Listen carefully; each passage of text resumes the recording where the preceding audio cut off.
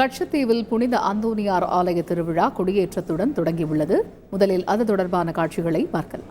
எங்கள் எல்லோரையும் பார்த்து இன்று கேட்கின்ற கேள்வி, தான் சுமந்த சிலுவைக்கு ஒரு அர்த்தம் கொடுக்க வேண்டும் என்று சொன்னால், இது குறித்த கூடுதல் தகவல்களை எமது செய்தியாளர் விஸ்வநாதனிடம் கேட்கலாம். முழு விவரங்கள் என்ன விஸ்வநாதன், விவரிங்க. வணக்கம். கச்சத்தீவு புனித அந்தோனியார் ஆலயத்தில் வருடந்தோறும் திருவிழா நடைபெறுவது வழக்கமாக உள்ளது. இந்த திருவிழாவில் இந்திய இலங்கை பக்தர்கள் கலந்து கொண்டு இருநாட்டு உறவை மேம்படுத்தும் திருவிழாவாக வருடந்தோறும் நடைபெற்று வருகின்றது. இந்த நிலையில் இன்று கச்சத்தீவு புனித அந்தோனியார் ஆலயத்திலிருந்து திருவிழாவானது சற்று நேரத்துக்கு முன்புதான் கொடியேற்றத்துடன் தொடங்கியது. அந்த கொடியேற்றத்தை முடித்த முன்பு சிறப்பு திருப்பலிகள் நடைபெற்று சிலுவை பாதையில் நடைபெற்றது.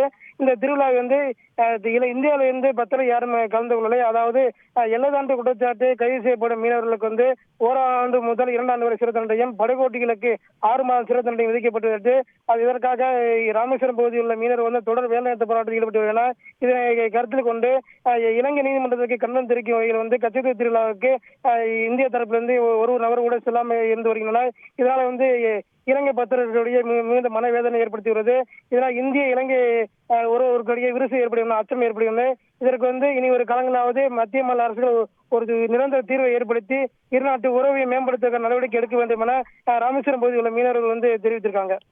தகவல்களுக்கு நன்றி விஸ்வநாதன். செய்திகளை உடனுக்குடன் தெரிந்து கொள்ள உடனே சப்ஸ்கிரைப் பண்ணுங்க.